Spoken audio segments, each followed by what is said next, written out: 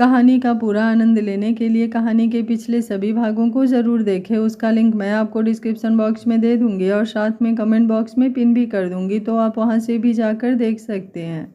अति ने कढ़ाई की तरफ देखा और जीभ लपलपाती हुई साइड हट गई तो जश्न ने खुद को अच्छे से झाड़ा और एक बार फिर से बेसन लड्डू बनाने लगा। 5 मिनट में ही उसने वो पूरा मिश्रण तैयार कर लिया था। बस सब लड्डुओं को गोल गोल आकार देना बाकी था। जैसे ही उसने उस मिश्रण का कुछ हिस्सा अपने हाथ में लिया और अपने दूसरे हाथ को उस पर रख कर उसे गोल गोल घुमाने लगा, उससे पहले ही अति ने भी अपना हाथ उसके हाथ पर रखे हुए मिश्रण पर रखा और उसे गोल गोल घुमाने लगी। जश्न का हाथ नीचे था और अति का हाथ ऊपर और उन दोनों के बीच घूम रहा था गोल गोल बेसन का लड्डू। जश्न ये देखकर मुस्कुराए बिना नहीं रह पाया। एक बार पहले भी उन्होंने इसी तरह बेसन के लड्डू बनाए थे और आज फिर से वो पल वो दोनों दोबारा जी रहे थे। प्यार और मिठास दोनों ही जिंदगी में पहले जैसी थी। जैसे ही वो लड्डू पूरा गोल हुआ तो अति ने जल्दी से उसे उठाया और मुंह में डाल लिया। करती हुई वो बोली, वाह कितने टेस्टी लड्डू बनाए हैं तुमने, मन तो कर रहा है तुम्हारा गाल ही चूम लूं। तो चूम लो ना, रोका किसने है, जश्न ने कहा तो अति का चलता हुआ मुंह बंद हो गया और वो अपनी पलकें बार बार झपकाते हुए उसकी तरफ देखने लगी। क्या सच में, अति ने मासूमियत से पूछा तो जश्न ने अपना सिर हाँ में हिला दिया। उसकी बात सुनकर अति एक बार तो मुस्कुराई लेकिन फिर मायूस होकर बोली, लेकिन अगर मैं तुम्हारा गाल चूम लूँगी तो मेरे जश्न जी नाराज़ हो जाएंगे क्योंकि उन्हें नहीं पसंद उनके अलावा कोई मुझे छुए भी तो। पर मुझे तो तुम्हारे जश्न जी ने ही भेजा है ना तुम्हारा ध्यान रखने के लिए, और अगर उनकी गैर हाजिरी में मैं तुम्हारा ध्यान ही नहीं रख पाऊँगा तो वो मुझसे नाराज़ हो जाएंगे। नहीं नहीं, मुझे मेरे जश्न जी को बिल्कुल नाराज़ नहीं करना क्योंकि उनकी नाराज़गी मुझसे बर्दाश्त नहीं होती, अति ने कहा और जश्न का गाल को अपने लबों से चूम लिया और बाइट भी कर लिया। जश्न को हल्का सा दर्द भी हुआ जो उसके चेहरे पर दिखाई दे रहा था, लेकिन उसने खुद को अति के उस प्यार भरी कैद से नहीं छुड़वाया। अति बार बार उसके गालों को चूम रही थी। तभी एकदम से जश्न का फ़ोन बजा तो अति डर कर उससे अलग हुई, लेकिन अब उसकी आंखों में शर्म और चेहरे पर एक मुस्कुराहट भी थी जो उसकी मासूमियत को और भी चार चांद लगा रही थी।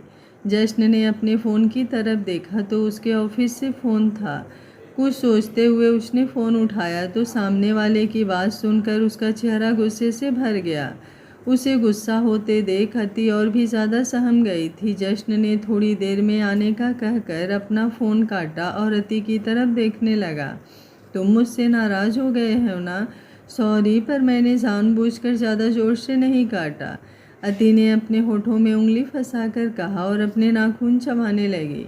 जश्न ने उसकी वो उंगली पकड़ ली और उसकी आंखों में देखने लगा तो उस इंटेंसिटी को महसूस करते हुए अति ने अपनी पलकें झुका ली। जश्न ने अपना दूसरा गाल भी उसके आगे किया और बोला, मैं चाहता हूँ कोई मेरा दूसरा गाल को भी चूमे। जश्न की बात सुनकर उसने नजरें उठाकर उसकी तरफ देखा और फिर जश्न के दूसरे गाल को भी चूम लिया। अति मुस्कुराते हुए उसे देख रही थी, लेकिन जश्न की अगली बात सुनकर उसके होश उड़ गए। जब जश्न ने उससे कहा कि तुमने मुझे बाइट किया ना, अब वो ये तस्वीर उसके जश्न जी को भेज रहा है।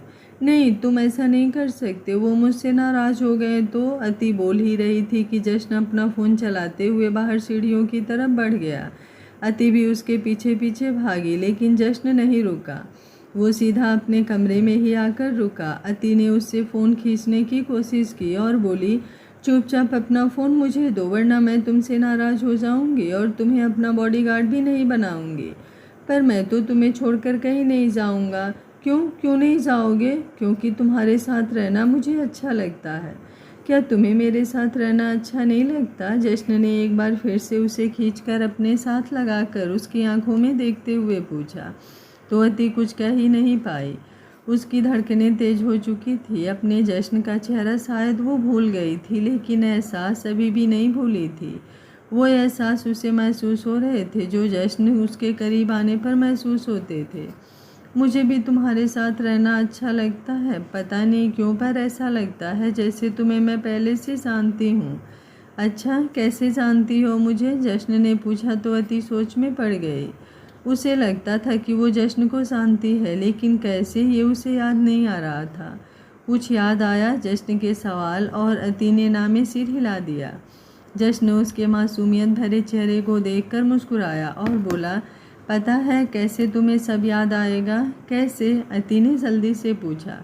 तो जश्न ने उसे एक झटके से गोद में उठा लिया। तो अति ने भी अपनी बाहें उसकी गर्दन पर लपेट दी। वो उसे बेड पर ले आया और बोला, अगर अब तुम बेड पर लेटकर थोड़ी देर अपनी आंखें बंद रखोगी तो तुम्हें सब याद आ जाएगा। अपनी बात कहते कहते ही उसने अति को बेड पर लिटा दिया। तो अति ने अपनी आंखें बंद कर ली। थोड़ी देर में ही अति को नींद आ गई थी। सॉरी बेबी डॉल, अगर मेरा जाना ज़रूरी नहीं होता तो कभी तुम्हें इस तरह से छोड़कर नहीं जाता, पर मैं जल्द ही वापस आऊँगा। उसने उसके माथे को चूमते हुए कहा और उस पर अच्छे से ब्लैंकेट उड़ाकर कमरे से बाहर आ गया। वो घर से बाहर आया और अपनी गाड़ी में बैठकर उसने गाड़ी अपने ऑफिस की तरफ बढ़ा दी। कोई उसके सिस्टम से छेड़खानी कर उसके कॉन्फिडेंशियल डाटा को निकालने की कोशिश कर रहा था और इसी वजह से एकदम से उसके सारे शेयर गिरने शुरू हो गए। उसे पता था ये काम कौन कर रहा है, लेकिन उसे हराना इतना आसान नहीं था। वो जैसे ही अपने ऑफिस पहुंचा और गाड़ी से बाहर निकला, एक पल के लिए उसके कदम रुक गए। उसे महसूस हो रहा था जैसे अति उसके आसपास हो, लेकिन उसने पलटकर पीछे देखा। अति कहीं नहीं थी। तो वो आगे की तरफ बढ़ गया। सभी बिजनेसमैन उसका इंतज़ार कर रहे थे जिनके प्रोजेक्ट जश्न की कंपनी से जुड़े हुए थे। वो मीटिंग रूम में गया तो सभी बिजनेसमैन उसे देखते ही अपनी जगह से खड़े हो गए थे। उसका रुतबा ही यही था कि वो लोगों से रिस्पेक्ट मांगता नहीं था, बल्कि लोग उसे रिस्पेक्ट देते थे। अब इसे उसका घमंड कहो या डर, जो लोगों को उसके सामने झुकने पर मजबूर कर देता था। लेकिन आज सब लोग उसे हैरानी भरी नज़रों से देख रहे थे। वो सभी आकर अपनी सीट पर बैठा ही था कि उसकी नज़र सामने दरवाजे पर खड़ी अति पर गई, जो रोते हुए उसकी तरफ ही देख रही थी। उसका इस तरह से ऑफिस में आना काफ़ी अजीब था। जश्न उसे अच्छे से सुला कर आया था, तो फिर वो यहाँ कैसे आई? अभी ये सोचने का वक्त भी जश्न के पास नहीं था। वो जल्दी से अपनी जगह से खड़ा हुआ और उसकी तरफ बढ़ा, लेकिन उससे पहले ही अति भागती हुई उसके पास आई और उसके सीने पर मारने लगी। उसका ये बर्ताव जश्न को समझ नहीं आ रहा था। वहीं वहाँ आसपास खड़े सभी लोग उन दोनों को देख रहे थे। बहुत गंदे हो तुमने मुझसे कहा था कि मुझे छोड़कर कहीं नहीं जाओगे, लेकिन तुम फिर भी यहाँ इन लोगों के पास आ गए। अभी थोड़ी देर पहले ही तुमने कहा था कि मैं तुम्हें अच्छी लगती हूँ, इसलिए तुम मुझे छोड़कर नहीं जाओगे, पर तुमने अपना वादा तोड़ दिया। अति उसके सीने पर मारती हुई शिकायतें कर रही थी। अब जश्न को उसका रवैया समझ आया, लेकिन वो हैरान इस बात पर था कि वो यहाँ आई कैसे। जाइए, मुझे आपसे कोई बात नहीं करनी, अति ने कहा और जश्न को एकदम धक्का देकर उससे अलग हो गई। ऐसा नहीं है, मैं तुम्हें छोड़कर नहीं आने वाला था, वो बस ज़रूरी काम। हाँ, ये मोटू पेटू लेग तुम्हारे लिए ज़रूरी है, लेकिन मैं ज़रूरी नहीं। तुम इनके साथ यहाँ कॉफ़ी पी रहे थे, पर मैंने सुबह से कुछ नहीं खाया, सिर्फ एक लड्डू खाया है। तुम्हें मेरी तो चिंता है ही नहीं, अति ने बच्चों सा मुँह बनाते हुए कहा। वहीं उसके मुँह से अपने बारे में थोड़े अपमानजनक शब्द सुनना वहाँ खड़े लोगों को बहुत ही ज़्यादा ऑकवर्ड लग रहा था। कोई गुस्से से लाल हो रहे थे और कई अभी भी हैरान थे कि जश्न सिंह शेखावत की बीबी अति सिंह शेखावत इस तरह से भी व्यवहार कर सकती है। अच्छा ठीक है, बताओ क्या खाओगी? जश्न ने उसे कमर से पकड़कर अपने करीब करते हुए कहा। उसे इस बात से कोई लेना देना नहीं था कि उसे कौन देख रहा है और वो कहाँ है। उसके लिए बस उसकी बेबी डॉल सबसे ज़्यादा ज़रूरी थी। बताओ ना क्या खाओगी? जश्न ने दोबारा पूछा। तो अति ने अपनी आंखें बार बार झपकाते हुए उसकी तरफ देखा और बड़े प्यारे से उसके गालों पर उंगली रखती हुई बोली, इसे। उसके मुंह से ये सुनते ही जश्न की आंखें बड़ी हो गई। उसने तो ध्यान भी नहीं दिया था कि अभी थोड़ी देर पहले ही अति ने उसके गालों पर बाइट की थी और वो जल्दबाजी में बिना आईना देखे ही यहाँ तक आ गया था। उसके गालों पर बने निशान पर सबकी नज़र थी, लेकिन उसका कारण उन लोगों को अब समझ आया था। वो सब लोग उससे मीटिंग इसलिए करने आए थे क्योंकि जश्न की कंपनी में जो प्रोजेक्ट तैयार होते थे, उन्हें वही प्रोजेक्ट दूसरी कंपनियों में कम रेट में सप्लाई हो रहे थे। लेकिन उनका भरोसा सिर्फ जश्न के साथ ही था। पर काफ़ी बिजनेसमैन उसके साथ अपनी डील ख़त्म कर दूसरी कंपनियों के साथ डील करने के बारे में सोच रहे थे। जब अति ने सबकी नज़रें खुद पर इस तरह से पाई तो गुस्से से बोली, आप सब लोग मुझे घूर क्यों रहे हैं? जाइए यहाँ से। ये सिर्फ मेरा बॉडीगार्ड है और ये सिर्फ मेरा है। इसे आप लोगों से कोई बात नहीं करनी। मैं तुम्हारा ही हूँ। तुम ऐसे क्यों सोच रही हो? जश्न भी बोल ही रहा था। मिस्टर शेखावत, हमें लगता है कि आपको मिसेस शेखावत को थोड़ी सी तमीज़ सिखानी चाहिए थी। माना आप बहुत रईस हैं, पर हम भी कोई अरे गहरे इंसान नहीं। हमारी भी एक इज्जत है। हम आप लोगों से कम अमीर सही, लेकिन आपको कोई हक नहीं बनता हमारी इस तरह बेइज्जती करने का, मिस्टर नंदन ने हल्के गुस्से से कहा। उनके साथ ही खड़े एक और बिजनेसमैन मिस्टर जैन ने जश्न को गुस्से से देखते हुए कहा, मिस्टर नंदन, आप बिल्कुल ठीक कह रहे हैं, पर क्या करें, कुछ लोग पैसों से सब खरीद लेते हैं लेकिन अक्ल नहीं खरीद पाते। उनकी बात सुनकर जश्न को बहुत गुस्सा आ रहा था, लेकिन अभी वो कुछ कह नहीं सकता था क्योंकि उसे नहीं पता था उसकी बेबी डॉल उसका गुस्सा देखकर कैसे रिएक्ट करती। पर वो तो अपने गुस्से पर काबू कर ही रहा था कि अचानक ही टेबल पर रखा पानी का गिलास सती ने उठाकर मिस्टर जैन के मुंह पर फेंक दिया। अपनी इतनी बेइज्जती होते देख मिस्टर जैन आग बबूला हो गए। वो आगे बढ़े और जश्न की तरफ देखते हुए बोले, मैं सोच रहा था कि भले ही हमारा कुछ नुकसान हो, लेकिन हम बिजनेस आपके साथ करेंगे। लेकिन अब मुझे अपने फैसले पर पछतावा हो रहा है, क्योंकि बेशक आप एक अच्छे बिजनेसमैन हैं, लेकिन आपकी पसंद बहुत ही घटिया और थर्ड क्लास है। उन्होंने अति की तरफ देखते हुए कहा। उनकी बात सुनकर जश्न का चेहरा गुस्से से लाल हो गया। उसने मिस्टर जैन को गिरेबान से पकड़ लिया और धक्का देकर दीवार से लगाकर बोला, तुम्हारी हिम्मत भी कैसे हुई मेरी बी? कहते कहते जश्न रुक गया था और अति की तरफ भाग गया, क्योंकि अति चक्कर खाकर नीचे गिरने को हो गई थी। जश्न ने उसे अपनी बाहों में संभाल लिया और जल्दी से केबिन की तरफ लेकर बढ़ गया। अति बेहोश हो चुकी थी। जश्न ने उसे अपने केबिन में रखे सोफे पर लिटाया और उसके सिर को सहलाने लगा।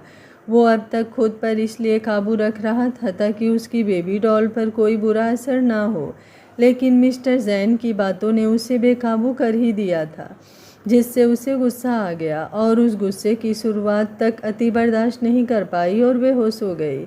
उसे देखते हुए जश्न ने एक गहरी सांस ली और अपनी पर्सनल असिस्टेंट को अपने केबिन में बुलाकर उसे अति का ध्यान रखने के लिए बोलकर खुद वापस मीटिंग रूम की तरफ बढ़ गया, जहां पर सभी लोग वापस चेयर पर बैठ चुके थे, सिवाय मिस्टर जैन के। वो अभी भी गुस्से में सबको भड़काने की कोशिश कर रहे थे कि उन्हें अब जश्न से कोई भी डील नहीं करनी चाहिए।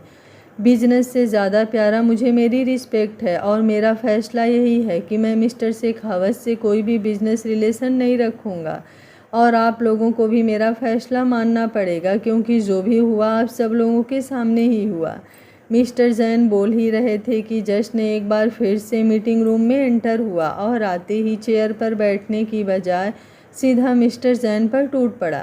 उसने उनको फिर से गिरेबान से पकड़ा और दीवार से लगाकर मुंह पर ताबड़तोड़ मुक्के मारने शुरू कर दिए। बाकी बिजनेसमैन उसे दूर करने की कोशिश कर रहे थे, लेकिन जश्न पर तो गुस्से का भूत सवार हो चुका था। कोई उसकी बेबी डॉल को घटिया बोले तो जश्न उस इंसान की हालत नहीं घटिया कर दे। वो उनके मुंह पर मुक्के मारे ही जा रहा था, जिससे मिस्टर जैन के होठों से खून बहने लगा था। मिस्टर नंदन जश्न को पीछे खींचते हुए उसे रोकने की कोशिश कर रहे थे, लेकिन जश्न रुक ही नहीं रहा था। उसने अब मिस्टर जैन का चेहरा अपने हाथों में पकड़ा और सिर पीछे दीवार से भिड़ाना शुरू कर दिया। जान ले लूँगा मैं तेरी, जश्न उन्हें मारते हुए कह रहा था। और जिस तरह से उसका गुस्सा बेकाबू हो रहा था, ऐसा लग रहा था सच में वो उनकी जान ले लेगा। पर सब लोगों ने जैसे तैसे जोर लगाकर जश्न को मिस्टर जैन से अलग किया तो मिस्टर जैन नीचे ज़मीन पर गिर गए। उनकी हालत बहुत ज़्यादा ख़राब हो चुकी थी, लेकिन फिर भी वो उठे और जश्न की तरफ देख गुस्से से देखते हुए बोले, तुमने बहुत गलत पंगा लिया है जश्न सिंह शेखावत। मुझ पर हाथ उठाकर तुमने बहुत बड़ी गलती कर दी।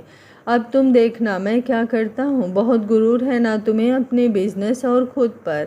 अब मैं देखता हूँ बिजनेस एसोसिएशन की कौन सी कंपनी तुम्हारे साथ काम करती है। गुस्से से बोलते हुए मिस्टर जैन बाहर चले गए। अच्छा हुआ वो बाहर चले गए, वरना आज यहीं से उनकी लाश जाती। उनके जाने के बाद जश्न ने गुस्से से बाकी सबकी तरफ देखा और बोला, आप लोगों को अगर मेरे साथ काम करना है तो आपकी मर्ज़ी, नहीं करना है तो मुझे भी आप जैसे बिजनेस पार्टनर्स की ज़रूरत नहीं। शेखावत ग्रुप ऑफ कंपनी का नाम ही काफ़ी है, उसे किसी और के साथ की ज़रूरत ही नहीं। अपनी बात कहकर वो बिना किसी की बात सुने जश्न वहाँ से बाहर आकर सीधा अपने केबिन की तरफ चला गया था, जहाँ पर अति फिर से उठ चुकी थी और जश्न की पर्सनल असिस्टेंट को बालों से पकड़कर दीवार से लगाकर खड़ी थी। बताओ मेरा बॉडीगार्ड कहाँ है, वरना मैं तुम्हारी जान ले लूँगी, वो गुस्से से बोल रही थी, जबकि असिस्टेंट बस दुआ कर रही थी कि किसी तरह जश्न वहाँ पर आ जाए। जश्न उसे देखकर हैरान हो रहा था। उसे इस वक्त अति में अपना ही वर्जन नज़र आ रहा था, जो बात बात पर सामने वाले की जान लेने पर तुली रहती है। अचानक ही उसके होठों पर एक मुस्कुराहट आ गई जब उसने ये सोचा कि अगर वो दोनों ऐसे हैं तो उनके बच्चे कैसे होंगे। कम से कम दोनों वार्निंग तो दे देते हैं, लेकिन शायद उनके बच्चे तो बिना वार्निंग के ही सामने वाले से निपट लेंगे। वो तो पैदा होते ही बंदूक की नोक पर अपनी बात मनवाने वाले होंगे। मैम, मुझे नहीं पता आप किस बारे में बात कर रही हैं, पर प्लीज़ आप परेशान मत होइए, आपकी तबीयत पहले ही ख़राब है। मेरी तो सिर्फ तबीयत ख़राब है, तुम्हारा मैं पूरा हुलिया ख़राब कर दूँगी अगर अब तुमने मुझे नहीं बताया कि मेरा बॉडीगार्ड कहाँ है। उसकी बात सुनकर जश्न की पर्सनल असिस्टेंट का मन ऐसा किया कि किसी दीवार पर अपना सिर मार ले, क्योंकि जश्न के कम से कम 10 बॉडीगार्ड उसके सामने लाइन बनाकर खड़े थे और अति उन्हें पहचानने से मना कर रही थी। ना जाने वो किस बॉडीगार्ड को ढूंढ रही थी। मैम, सारे बॉडीगार्ड आपके सामने ही तो खड़े हैं। अरे यार, वे वाले नहीं, जो वो सबसे अलग है, लंबा चौड़ा और एकदम हॉट एंड सेक्सी। अति ने कहा तो दरवाजे पर खड़े जश्न की आंखें और भी ज़्यादा फैल गई। अपनी बेबी डॉल के मुंह से आज वो अपनी तारीफ सुन रहा था। वो मुस्कुराते हुए आगे आया तो अति की नज़र एकदम से उस पर गई और उसे देखते ही अति के चेहरे पर ऐसे भाव आए जैसे उसे कुबेर का खजाना मिल गया हो। वो जल्दी से भागते हुए उसके पास आई और उसके सीने पर हाथ रखकर धक्का मारते हुए बोली, कहाँ गए थे तुम बॉडीगार्ड? हाँ, तुम्हें पता है मैं तुम्हें कब से ढूंढ रही हूँ, लेकिन तुम तो मुझे कहीं नज़र ही नहीं आ रहे थे। और ये पागल पता नहीं किन किन लोगों को ढूंढकर मेरे सामने लाकर खड़ा कर रही है। हटाओ इन सबको। अति ने ऐसे कहा जैसे वो लोग इंसान ना होकर कपड़े हों, और सेल्समैन ने ज़बरदस्ती उन कपड़ों का ढेर उसके सामने लगा दिया हो। जश्न की पर्सनल असिस्टेंट तो बेहोश होने को हो चुकी थी। अति जिस बॉडीगार्ड के लिए चिल्लाए जा रही थी वो कोई और नहीं, जश्न खुद है। ये सुनना उसके लिए एकदम हार्ट अटैक जैसा था। अगर कोई और जश्न को बॉडीगार्ड कह देता तो जश्न उसकी बॉडी और गार्ड दोनों अलग कर देता। जश्न ने उन सबको इशारा किया तो वो सब लोग वहाँ से चले गए। उन सब के एक्सप्रेशंस देखकर जश्न को हंसी आ रही थी और अपनी बेबी डॉल की मासूमियत और शरारती अंदाज देखकर उस पर बहुत सारा प्यार। एक तो मुझे जश्न जी पर गुस्सा आ रहा है, पता नहीं अपने ऑफिस में कैसे कैसे ढक्कन भर रखे हैं। आने दो उनको, उनकी तो ऐसी वाट लगाऊंगी ना, सारी ज़िंदगी याद रखेंगे। अति ने गुस्से में कहा और फिर जाकर सोफे पर बैठ गई। जश्न भी मुस्कुराते हुए उसे देख रहा था। वो भी जाकर उसके पास बैठ गया तो अति ने झट से अपना सिर उसकी गोद में रख दिया और बोली, मेरा सिर बहुत दर्द कर रहा है, प्लीज़ थोड़ी देर दबा दो ना। जश्न ने उसकी बात सुनकर अभी अपने हाथ उसके सिर पर रखे ही थे कि वो हड़बड़ाते हुए उठकर बैठ गई और बोली, ओ शिट, मैं तो भूल ही गई थी कि मुझे भूख लगी है। हाय, जान लेकर मानेगी क्या? जश्न उसकी हरकतें देखकर मन ही मन कह रहा था। वो अभी मन में ही बोल रहा था, लेकिन उसकी बेबी डॉल तो एकदम 5G की स्पीड से अपनी जगह से खड़ी हुई और जश्न की गोद में आकर बैठ गई। तुम मुझे अपने गले से लगा लो ना, मुझे अच्छा लगता है। जश्न ने अपना दूसरा हाथ उसकी कमर पर रखकर उसे अपने से और भी ज़्यादा करीब खींच लिया और बिल्कुल उसके गर्दन के पास आकर बोला, क्यों अच्छा लगता है तुम्हें? पता नहीं, पर मुझे बहुत अच्छा लगता है। मुझे ऐसा लगता है जैसे मेरे जश्न जी मुझे चूम रहे हों। अति मधोसी में ही बोल गई। उसे खुद नहीं समझ में आ रहा था कि कैसा एहसास उसे हो रहा था। जश्न ने उसकी बात सुनकर उसी की तरफ देखा जिस पर उसके प्यार की लाली छा रही थी। अति ने अपनी नज़रें झुका ली थी, क्योंकि भले ही वो इन सब बातों को समझ नहीं पा रही थी, लेकिन उसे महसूस बहुत कुछ होता था कि तभी केबिन का दरवाज़ा नॉक हुआ। अति साइड हटने लगी क्योंकि उसे लग रहा था शायद जश्न अपनी जगह से खड़ा होगा, लेकिन जश्न ने उस पर अपनी पकड़ और भी ज़्यादा कस दी और उसे खुद से हटने नहीं दिया और दरवाजे की तरफ देखते हुए बोला, कम इन। दरवाजे पर एक बार फिर से उसकी पर्सनल असिस्टेंट थी और इस बार उसके हाथों में एक मैकबुक थी जिस पर कोई वीडियो चल रही थी। उसने मैकबुक जश्न के हाथों की तरफ बढ़ा दी तो उसे देखते हुए जश्न की आंखें गुस्से से लाल हो गई। उसने वो मैकबुक नीचे ज़मीन पर पटक कर मारी तो अति ने जल्दी से अपनी बाहें उसकी गर्दन पर लपेट दी। जश्न को गुस्से में देखकर वो कांप उठी थी। जश्न का पारा गुस्से से हाई हो रहा था। वो सिर्फ अपनी बेबी डॉल के साथ जीना चाहता था, लेकिन बार बार कोई ना कोई चीज़ उसके आड़े आ रही थी। बिजनेसमैन में उसके कई राइवल थे और अब ना कौन मौत को निमंत्रण दे रहा था उससे दुश्मनी मोल लेकर। किसी ने उसकी फैक्ट्री में आग लगा दी थी जिससे ना सिर्फ करोड़ों का नुकसान हुआ था बल्कि सैकड़ों लोग मारे भी गए थे। और अब बाकी बचे लोगों ने और उनके घर वालों ने उसके खिलाफ धरना लगा दिया था। मजबूरन अब उसे अपनी बेबी डॉल को अकेला छोड़कर जाना पड़ रहा था। तुम घर जाओ, मैं अभी आ रहा हूँ, जश्न ने कहा तो अति उससे अलग हो गई। उसका गुस्सा देखकर उसकी कुछ भी बोलने की हिम्मत ही नहीं हो रही थी। वो चुपचाप अपनी जगह से उठी और केबिन से बाहर की तरफ बढ़ गई। जैसे डिग्गी में छुपकर आई हो वैसे जाने की तो सोचना भी मत, जश्न ने कहा तो अति ने घूमकर उसकी तरफ देखा। वो सच में आज जश्न के गाड़ी में डिग्गी में छुपकर आई थी। जश्न का सख्त चेहरा देखकर वो कुछ कह नहीं पाई, बस अपना सिर हाँ में हिलाकर बाहर चली गई। जश्न भी गुस्से से अपनी जगह से उठा और ऑफिस से बाहर आकर गाड़ी में बैठकर वहाँ से निकल गया। वो सीधा फैक्ट्री में गया जहाँ पर जांच हो रही थी कि आग कैसे लगी।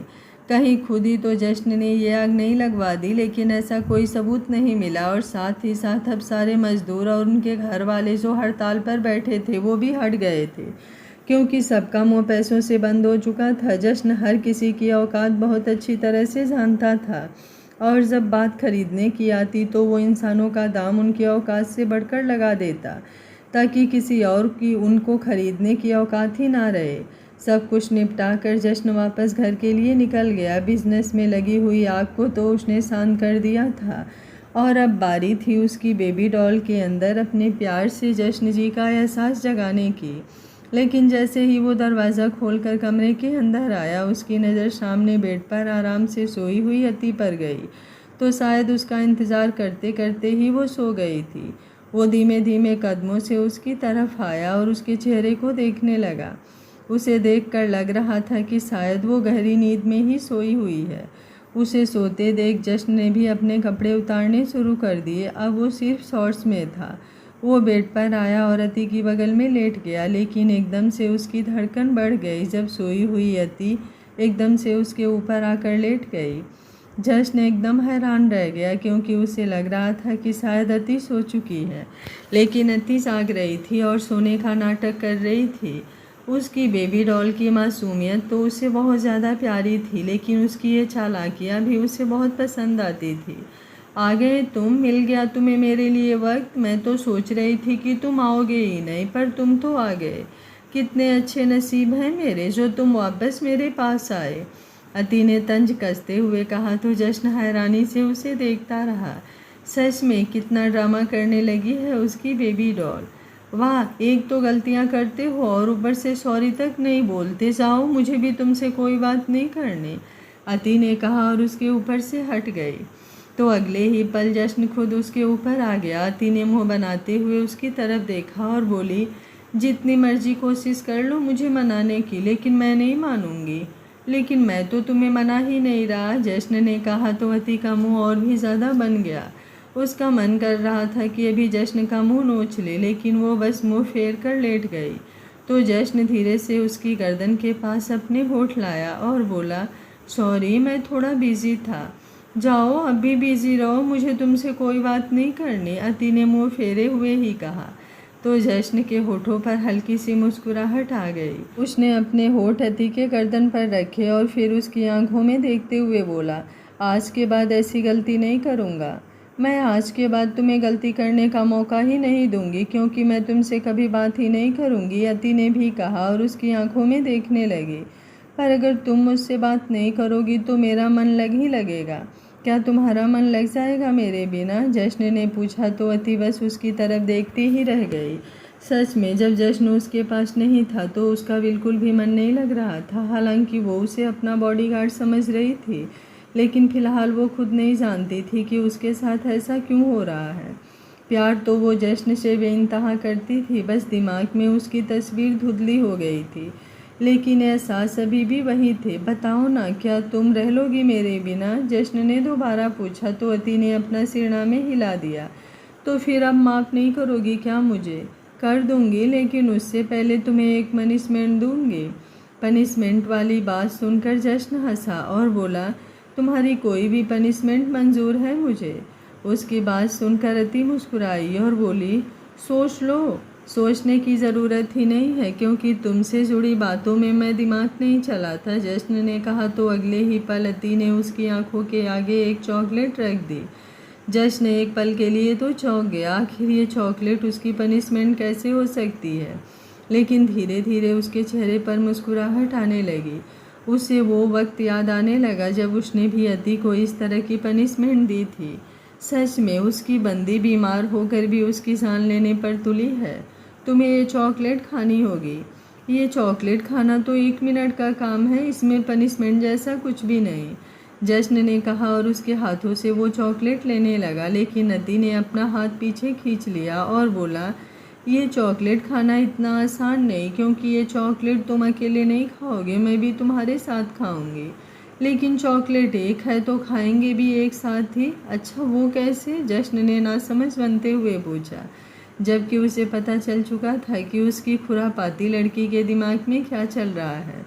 और देखते ही देखते वो बिल्कुल ही वैसे ही, जब अति ने उस चॉकलेट को रैपर से निकाला और अपने मुंह में रख लिया। चॉकलेट का आधा हिस्सा उसके मुंह में था और आधा उसकी तरफ। जश्न ने हैरानी भरी आंखों से उसे देखा तो अति ने अपनी उंगली से उसे उस चॉकलेट को खाने का इशारा किया। जश्न ने भी मुस्कुराकर उस चॉकलेट के आधे हिस्से को अपने मुंह में लेने के लिए आगे बढ़ा कि अब अति की आंखों के सामने धुंधली धुंधली तस्वीरें आ रही थी, जिसमें वो एक शख्स के साथ ऐसा ही कुछ करती दिखाई दे रही थी। उसने जल्दी से अपना एक हाथ अपने सिर पर रख लिया। जश्न की आंखें खुली थी। वो उसे ऐसा करते देख जश्न ने जल्दी से अति के चेहरे को अपने हाथों में भर लिया। अति के सिर में तेज दर्द होने लगा था, जो उसके चेहरे पर भी दिखाई दे रहा था। जश्न समझ चुका था कि ये सब शायद इसलिए हो रहा है क्योंकि उसे ज़रूर अतीत का कुछ याद आया होगा। उसने जल्दी से पूरी तरह से अति को अपनी बाहों में भर लिया और उसका सिर अपने कंधे पर रखकर हल्का हल्का दबाने लगा। बहुत दर्द हो रहा है मेरा सिर, मुझसे बर्दाश्त नहीं हो रहा, अति तड़पते हुए बोली। तो वहीं उसकी दर्द भरी आवाज़ ने जश्न को भी तड़पा दिया। उसने उसे और भी ज़्यादा अपनी बाहों में कस लिया और उसके माथे को चूमने लगा। धीरे धीरे अति का दर्द कम होता जा रहा था और वो नींद में जाती जा रही थी। जश्न इस वक्त खुद को इतना ज़्यादा बेबस महसूस कर रहा था कि अपनी जान को दर्द होते देख वो उसे कोई दवाई भी नहीं दे पा रहा था। काश उसके इस दर्द को वो उससे छीन पाता और बदले में दुनिया भर का उसे सुकून दे पाता। जब उसे महसूस हुआ कि अति गहरी नींद में जा चुकी है तो उसने उसे अपनी बगल में लेटा दिया और उससे उसके कपड़े भी थोड़े लूज कर दिए ताकि वो अच्छी नींद ले सके। उसे अपनी बाहों में अच्छे से भर कर उसने भी अपनी आंखें बंद कर ली। हालांकि उसकी आंखों से नींद दूर दूर तक नहीं थी, लेकिन अति उसके पास है, इस बात का सुकून उसे राहत दे रहा था और थोड़ी ही देर में उसे भी नींद आ गई। सुबह जश्न ने अपनी आंखें खोली तो अति अभी भी आराम से सोई हुई थी। उसने उसके माथे को बेहद प्यार से चूमा और फिर उससे अलग हुआ, लेकिन उसके उठते ही अति ने उसका हाथ पकड़कर उसे वापस अपने पास खींच लिया और बोली, प्लीज़ कहीं मत जाओ ना, मुझे अभी नींद आ रही है, पर अगर तुम कहीं चले जाओगे तो मेरी नींद भी चली जाएगी। क्यों? मेरे जाने से तुम्हारी नींद क्यों चली जाएगी? जश्न ने मुस्कुराकर पूछा। पता नहीं, पर लगता है मेरा सुकून सिर्फ तुमसे ही है। अति ने तो अपनी बात कह दी, लेकिन जश्न नहीं समझ पा रहा था कि उसने ये बात नींद में कही या फिर अपने होश में। वो तो अपनी बेबी डॉल को देखता ही रह जाता था, जो कभी बेबी डॉल बन जाती तो कभी खुरापाती लड़की। ना जाने कब उसका मूड बदल जाए और वो क्या शरारत करने लग जाए। वैसे कल रात की चॉकलेट मीठी बहुत थी, बिल्कुल चाशनी जैसे। जश्न ने कहा तो अति ने जल्दी जल्दी अपने आंखें खोली। उसे याद आया कि कल जश्न को उसने क्या पनिशमेंट दी थी। उसने अपने होठों को अपने दांतों तले दबा लिया।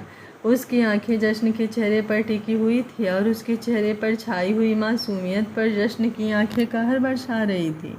सच में वो चॉकलेट आपको इतनी मीठी लगी, लेकिन चॉकलेट तो कड़वी होती है ना, अति ने कहा तो जश्न ने उसकी नाक से अपनी नाक रगड़ दी और बोला, लेकिन ये वाली चॉकलेट बिल्कुल चाशनी जैसी थी और अब ये चाशनी मुझे इतनी अच्छी लग रही है कि मेरा मन कर रहा है तुम्हारा नाम चाशनी रख दूँ। उसकी बात सुनकर अति की आंखें बड़ी हो गई और होठों पर एक लंबी सी मुस्कुराहट आ गई। अब आप मुझे चाशनी कहकर बुलाएंगे? उसने चहक कर पूछा तो जश्न ने उसकी बोलती बंद कर दी। एक पल के लिए तो अति की आंखें फैल गई, लेकिन जल्द ही वो धीरे धीरे उसकी आंखें भी बंद हो गई और एक समर्पण उसकी तरफ से खुद ब खुद जश्न को चला गया। सिर्फ समर्पण ही नहीं, उसका पूरा साथ उस एहसास में घुला हुआ था। सुबह की शुरुआत दोनों एक दूसरे को प्यार करके कर रहे थे। जश्न ने अब अति को नहाने के बाद कपड़े पहनाकर तैयार कर दिया। अभी उसका नहाना बाकी था कि उससे पहले ही उसे एक फ़ोन आ गया जिसे अटेंड करना ज़रूरी था, लेकिन अति के सामने वो फ़ोन नहीं उठा सकता था, इसलिए वो फ़ोन रिसीव करने के लिए कमरे से बाहर आ गया। ये फ़ोन उसके आदमी का था जो रघु, नागर, कालिंदी और धनी को स्वर्ग की सैर करवा रहा था। जश्न ने उसे कह रखा था कि उन्हें किसी भी तरह की कोई कमी नहीं होनी चाहिए। जश्न ने फ़ोन उठाया तो उस आदमी ने उसे बताया कि रघु की तबीयत अब बहुत ही ज़्यादा ख़राब है और शायद ही अब वो ज़िंदा रह पाए। उसकी बात सुनकर जश्न मुस्कुराया और बोला, ठीक है, जो होना होगा हो जाएगा, लेकिन तुम्हारी तरफ से अभी कोई भी कमी नहीं होनी चाहिए। दुनिया से जाते टाइम उसे ऐसा बिल्कुल भी नहीं लगना चाहिए कि उसने यहाँ पर मौज मस्ती नहीं की। बाकी तुम्हें पता है तुम्हें क्या करना है। अपनी बात कहकर जश्न ने फ़ोन काट दिया और वापस कमरे के अंदर आया, लेकिन जैसे ही वो कमरे में एंटर हुआ उसकी आंखें हैरानी से फैल गईं, क्योंकि सामने अति उसकी कबर्ड के सामने ही नीचे ज़मीन पर बैठी थी और उसके हाथों में थी उसकी एक शर्ट जिसकी ऐसी तैसी करने में उसने कोई कमी नहीं छोड़ी थी। कैंची से उसने उस शर्ट के आगे से पूरी तरह से काट दिया था। शर्ट को काट देने से जश्न को कोई दिक्कत नहीं थी। उसकी बेबी डॉल तो चाहे उसे भी काट दे, लेकिन टेंशन उसे इस बात की थी कि कहीं वो पागल उसे ये शर्ट पहनने को ना कह दे, क्योंकि इस वक्त उस शर्ट की हालत ऐसी थी कि कोई भिखारी भी उसे रिजेक्ट कर दे। थूक गटकते हुए वो अति के पास आया तो अति भी उसे देखकर झट से खड़ी हो गई और अपने हाथों में पकड़ी हुई शर्ट उसकी तरफ बढ़ाते हुए बोली, ये देखो मैंने तुम्हारे लिए क्या बनाया है। ये मेरे जश्न जी की फेवरेट शर्ट थी, लेकिन वो कभी पहनते नहीं थे क्योंकि मैंने उन्हें पहनने से मना किया था। इस शर्ट को पहनकर वो इतने हार्ड लगते थे कि मुझे डर लगता था कि कहीं उन्हें मेरी ही नज़र ना लग जाए, लेकिन तुम इस शर्ट को पहन सकते हो। मैंने इसे तुम्हारे लिए और भी ज़्यादा सेक्सी बना दिया। सेक्सी नहीं, कचरा बना दिया है तुमने इसका, जश्न ने मन ही मन कहा और बेचारगी से उस शर्ट को देखने लगा।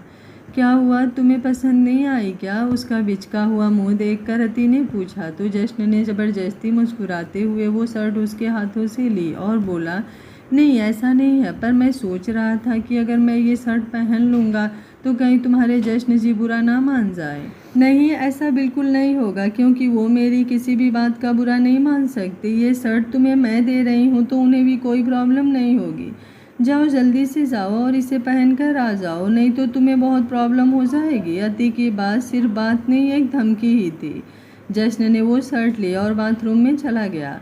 बाथरूम में आकर उसने वो शर्ट अपने हाथों में पकड़ी और उसे अपने चेहरे के सामने किया तो उसमें आर पार का सब नज़ारा आ रहा था। कॉलर को छोड़कर बाकी उस शर्ट में कुछ भी नहीं बचा था। बस अब मेरी बीवी मुझ पर इतनी मेहरबानी कर दे कि ये शर्ट पहनकर बाहर जाने के लिए ना कह दे। जश्न ने मन ही मन कहा कि तभी बाहर से अति की आवाज़ आई, जल्दी करो ना बॉडीगार्ड, मुझे तुम्हारे साथ बाजार भी जाना है। उसकी बात सुनकर जश्न को ऐसा लगा जैसे उसकी सांस हलक में अटक गई हो। उसने माथा पीट लिया और नहाने लगा। वो नहाकर बाहर आया तो उसके लिए एक सरप्राइज़ और तैयार था। सिर्फ शर्ट ही नहीं, अब जश्न की पैंट भी अति के हाथों में थी और उसकी हालत तो शर्ट से भी ज़्यादा बदतर थी।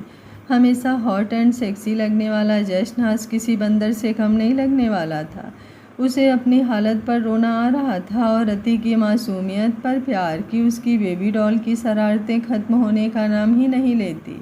जब वो सोचता है कि अब वो क्या ही करेगी, उसके बाद ही वो कुछ ऐसा कर देती है कि जश्न सोच खत्म हो जाती है और परेशानियां शुरू। मुझे ये भी पहननी है, जश्न ने पूछा तो अति ने नज़रें उठाकर उसकी तरफ देखा। उसे उस शर्ट में देखकर उसकी जोर से हंसी निकल गई। वो जश्न को देखकर हंसे जा रही थी और जश्न उसकी हंसी में खोया हुआ मंद मंद मुस्कुरा रहा था। अपनी बेबी डॉल की हंसी को देखने के लिए तो वो परमानेंट ही बंदर बन जाए, तो ये शर्ट पहनना तो क्या ही बात थी। हाँ, तुम बंदर बंदर लग रहे हो, अति ने लोटपोट होते हुए कहा। और अचानक ही उसका पैर लड़खड़ा गया तो वो हंसते हंसते गिरने को हुई, लेकिन जश्न ने जल्दी से आगे बढ़कर उसे बचा लिया और अपनी बाहों में थाम लिया। अति एकदम से सहम गई, उसकी धड़कन बढ़ चुकी थी, दोनों की नज़रें आपस में टकरा रही थी। अब अति की हंसी बिल्कुल बंद हो गई। बंदर लगने वाला बंदा अचानक से ही अति को एकदम हॉट लगने लगा था।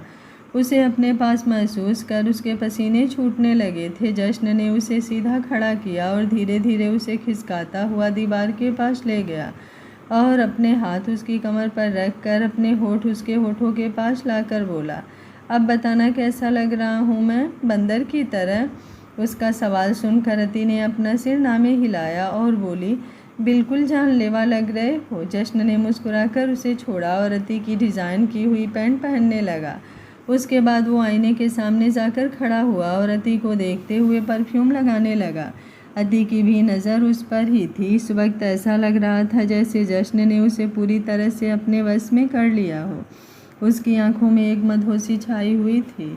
चले, अब जश्न ने कहा तो अति एकदम से किसी ख्वाब में से बाहर आई और उसके एक्सप्रेशंस देखकर जश्न मन ही मन कह रहा था, बेबी डॉल ठरकी तो तुम भी बहुत हो। अपने जश्न जी की अब्सेंस में अपने ही बॉडीगार्ड को लिपटने लगी हो। कोई बात नहीं, जब तक तुम्हारा बॉडीगार्ड मैं ही हूँ तब तक तो कोई टेंशन नहीं, लेकिन हाँ, अगर कभी किसी और के लिए तुमने ऐसा फील कर दिया तो वो दिन तुम्हारा और मेरा दोनों का आखिरी दिन होगा। जश्न की आंखों में इस वक्त एक जुनून था अपनी बेबी डॉल के लिए। अति ने अपना सिर हाँ में हिलाया और कमरे से बाहर आने लगी, लेकिन फिर उसने पलटकर जश्न की तरफ देखा तो एक बार फिर से उसकी धड़कन तेज हो गई। जश्न ने आगे बढ़कर मुस्कुराते हुए उसका हाथ पकड़ा और उसे नीचे ले आया।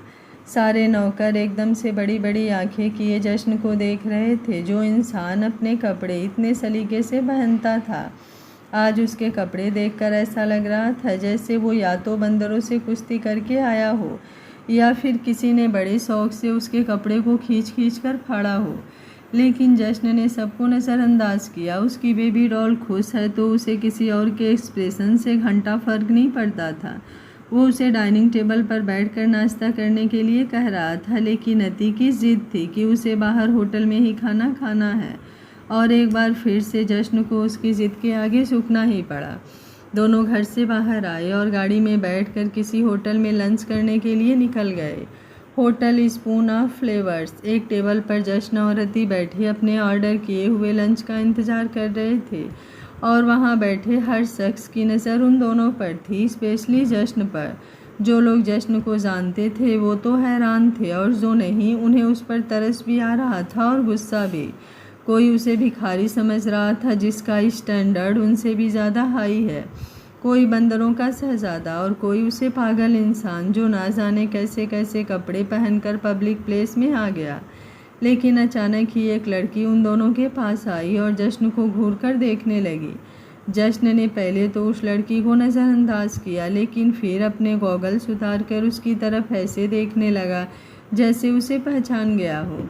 उसी वक्त वेटर ने भी आकर टेबल पर खाना लगाना शुरू कर दिया। उस लड़की ने एकदम से जश्न का हाथ पकड़ा और उसे खींचकर खड़ा कर दिया। जश्न कहीं वो लड़की उसके ऊपर ही ना गिर जाए, इस वजह से जल्दी से खड़ा हो गया तो वो लड़की देखते ही देखते जश्न के सीने से लग गई। लेकिन उसके सीने से लगते हुए देखकर अति के सीने में एकदम से आग लग गई। वो गुस्से से उन दोनों को देखने लगी। वो लड़की भी जश्न से अलग होकर उसके गालों को चूमते हुए बोली, सच है लॉन्ग टाइम यार, पर हॉटनेस तुम्हारी। छपाक। पाइनएप्पल रायते का पूरा बाउल अति ने उसके मुंह पर फेंक दिया था। जश्न ने एकदम हैरानी से अति की तरफ देखा तो अति ने पहले तो उसे गुस्से में घूरा और फिर उस लड़की की तरफ देखते हुए बोली, हॉटनेस तो मेरे बॉडीगार्ड की एकदम मस्त है, लेकिन अपनी गर्मी तुम इस ठंडे ठंडे रास्ते से ठंडी कर लो, यू इडियट। चैतन्य ने नैपकिन से अपना चेहरा साफ करते हुए कहा, लेकिन इतने में ही उसके मुंह से अपने लिए इडियट शब्द सुनकर अति का गुस्सा और भी ज़्यादा बढ़ गया और उसने अब शाही पनीर का बाउल उठाकर सीधा उसके सिर पर उड़ेल दिया। गुस्से से चैतन्य ने उसके हाथों को पकड़ लिया और बोली, तुम्हारी हिम्मत कैसे हुई मेरे साथ ऐसा करने की, यू ब्लडी इडियट गर्ल, कितनी बदतमीज़ हो तुम। जश्न ने अगले ही पल अति का हाथ चैतन्य के हाथों से छुड़वाया और उसे गुस्से से देखने लगी। उसने पहले एक नज़र अति की तरफ देखा जो गुस्से से चैतन्य को घूर रही थी। उसे अति से ऐसी उम्मीद बिल्कुल भी नहीं थी, लेकिन शायद वो इस वक्त उस हालत में नहीं थी कि कुछ सोच समझ पाती, इसलिए ऐसे रिएक्ट कर गई। लेकिन एक तरफ से उसे ये भी लग रहा था कि अगर उसकी हालत सही भी होती तो भी शायद उसका रिएक्शन यही होता। उसके सामने उसके जश्न जी के सीने से आकर कोई लग जाए और वो चुपचाप उन्हें देखती रहे, ऐसा तो हो ही नहीं सकता। वो तो उसके सीने में खंजर घोंप दे जो जश्न के सीने से लगे। ये तो फिर भी शाही पनीर से नहलाने की बात थी। बदतमीज होगी तुम, मैं नहीं, क्योंकि तुम्हारी तरह मैं किसी के सीने से आकर नहीं लग रही। अति ने गुस्से से अपने ही मन की बात कह दी थी।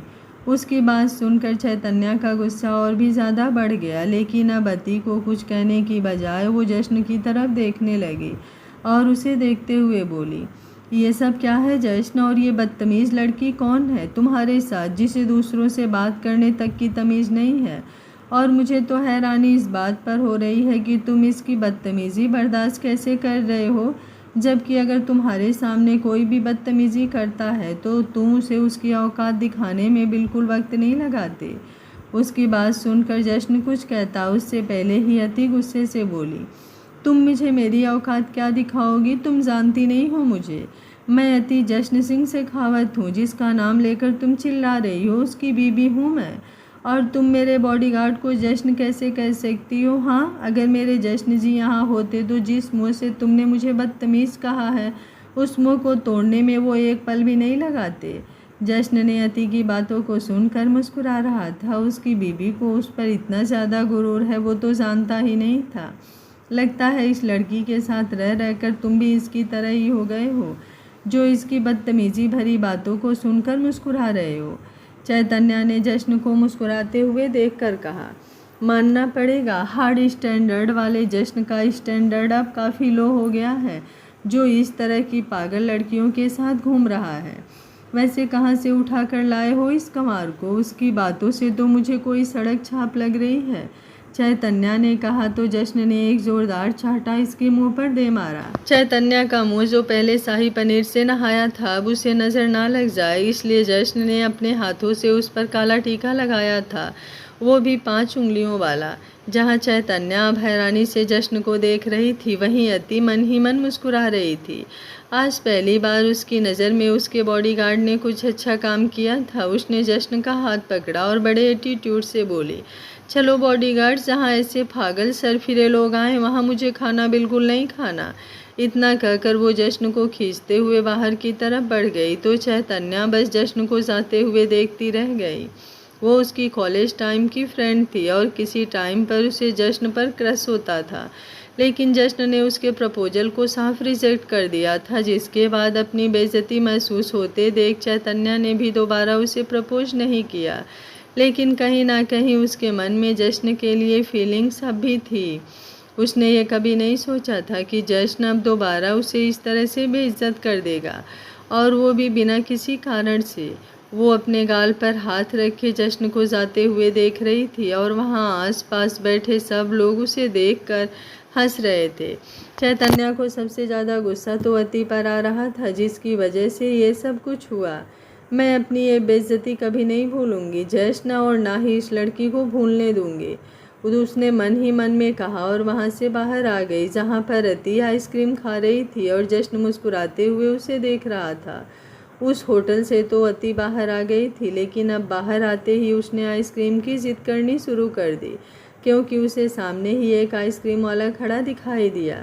चैतन्य की हैरानी अब और भी ज़्यादा बढ़ गई, क्योंकि वो आइसक्रीम वाला एक रोड साइड आइसक्रीम वाला था और जश्न ऐसी चीज़ों से सख्त नफरत करता था। उसके लिए रोड साइड खाना मतलब भिखारियों वाला खाना होता था, जो वो कभी छूना तक भी नहीं, खाना तो दूर की बात। लेकिन उसी वक्त अति ने उस आइसक्रीम वाले कोन को खुद खाते हुए जश्न के आगे बढ़ा दिया, तो जश्न ने भी उसे खाया और वो दोनों एक साथ उस आइसक्रीम को खा रहे थे। लगता है ये लड़की सच कह रही है, ये जश्न की बीबी है और जश्न इस बदतमीज़ से इतना प्यार करता है कि इसकी छिछोरी हरकतों को भी मुस्कुराते हुए बर्दाश्त कर रहा है। Wow, what a twist. लगता है मुझे तुम्हारी लाइफ में एंट्री करनी पड़ेगी, क्योंकि इसने मुझसे जो बदतमीज़ी की है तुम बर्दाश्त कर सकते हो, मैं बिल्कुल नहीं। चैतन्या ठाकुर हूँ मैं भी देखती हूँ अब तुम मुझे कैसे नज़रअंदाज करते हो, चैतन्या ने उन दोनों को देखते हुए कहा और फिर अपनी गाड़ी में बैठ गई और वहाँ से निकल गई। चलो ना चाशनी, अब घर चलते हैं, वैसे भी तुमने खाना नहीं खाया और मुझे भी बहुत भूख लग रही है, जश्न ने यति को देखते हुए कहा। उसे भूख तो नहीं लग रही थी, लेकिन वो चाहता था कि यति ज़्यादा से ज़्यादा आराम करे, क्योंकि काफ़ी देर से वो यूं ही सड़क पर घूम रही थी। इस वक्त उसका ज़्यादा ट्रैफिक में रहना बिल्कुल सही नहीं था। उसकी बातें सुनकर अति ने नामी सिर हिलाया और बोली, मुझे घर नहीं जाना, मुझे वहाँ जाना है, उसने अपनी उंगली की इशारा करते हुए कहा था। तो जश्न ने भी उस तरफ देखा, लेकिन वहाँ देखते ही उसकी आंखें बड़ी हो गई, क्योंकि अब उसकी बेबी डॉल मॉल जाने की जिद कर रही थी। ये वही मॉल था जहाँ पर वो दोनों पहले भी आ चुके थे। जश्न इस वक्त उसे मॉल में बिल्कुल नहीं ले जाना चाहता था, क्योंकि उसकी तबीयत बिल्कुल भी ऐसी नहीं थी जो उसे ऐसी जगह पर ले जाया जा सके। और अगर कहीं वहाँ पर किसी ने कुछ कह दिया तो अति का तो पता नहीं, लेकिन वो अपना कंट्रोल पूरी तरह से खो देगा और फिर कुछ ना कुछ कांड हो ही जाएगा। इसलिए वो उसके पास आया और उसे कमर से थामकर गाड़ी के बोनट से लगाकर खड़ा हो गया और बड़े ही दिलकश अंदाज में बोला, अगर अभी तुम मेरे साथ घर चलोगी तो मैं वहाँ पर तुम्हें बहुत सारी चॉकलेट खिलाऊंगा। अरे तुम मुझे बच्ची समझते हो क्या? मैं बच्ची नहीं हूँ, मैं मेरे जश्न जी की वुमेन हूँ और मैं चॉकलेट और आइसक्रीम से तो बिल्कुल नहीं मानती। हाँ, कुछ और ऑफ़र है तो बताओ। उसने जिस अंदाज में कहा था, जश्न का मन किया कि अपना माथा पीट ले। ये सब रायता उसी का फैलाया हुआ था, जो अब उसे ही समेटना पड़ रहा था। अति का अंदाज देखकर ही वो समझ चुका था कि उसकी बेबी डॉल ऐसे तो बिल्कुल नहीं मानने वाली। जितनी ज़िद्दी वो है वो ये अच्छे से जानता था। अपनी ज़िद मनवाने के लिए वो तो कुछ भी ड्रामा कर सकती है, इसलिए चुपचाप उसका हाथ थामकर आगे बढ़ने लगा। लेकिन अति ने एक भी कदम आगे नहीं बढ़ाया। उसे यूं रुकते देख जश्न ने पलटकर उसे देखा और उसके इशारे से पूछा, क्या हुआ? तो अति ने बेचारगी से अपने पैरों की तरफ देखा और बोली, मेरे पैर दर्द कर रहे हैं, प्लीज़ मुझे अपनी गोद में उठा लो ना, प्लीज़। जश्न उसके इन्हीं रामों पर तो फिदा होता था। उसने पलट कर अति को अपनी गोद में उठा लिया, तो अति ने भी अपनी बाहें उसकी गर्दन पर लपेट दी।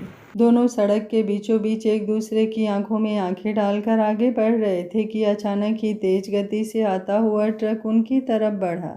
आगे क्या होगा इस कहानी में जानने के लिए देखिए इसका अगला और बोनस पार्ट शाम 6 बजे।